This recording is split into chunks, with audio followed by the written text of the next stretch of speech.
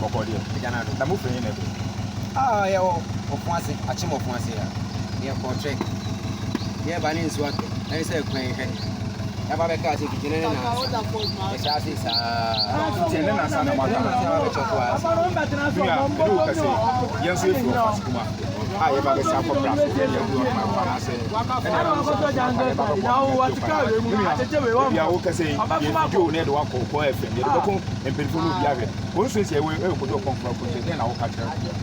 Ko pon kuma mumu de nyame anim no kure ni. Omoa yen kra na bo omoa yen. Otimi kenze meble wa ya kwan ni adenze mu kwan bia ho ye. Be free Akyem Ofoase ha. Ebebesi Akyem Praso. Kakra kwa kakra short distance way. Utimi na ante kwa ko. Kesa iso to ahutimi fa kwa we so. Iso to a utimi nko ba bia. Endra kesa na timu ase ya so.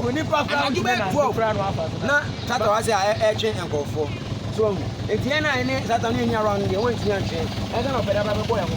Enti na mo ba ya na ese e wum no no. Enti kwa no. Ye jawo na what was on na yi. Then I will catch it down for and Ofoase because you better aba.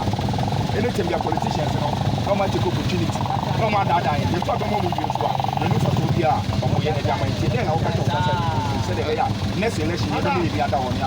Say ne de. Oh say what ma mo ye ni da ho. Na ye nya MPP sam nya de ade because say better oba na ba be national omo ayen de a. Na e hia se atuma. So enti ye de ye ba bile mo je ni e de atan wachi. Say outman ye be boa our party na den akwaso. Ye better oba na ba kwa tena ho. E wa bla ntu ani bla me hwen. Na say be bile say bia. Na say matter of so bia ni so.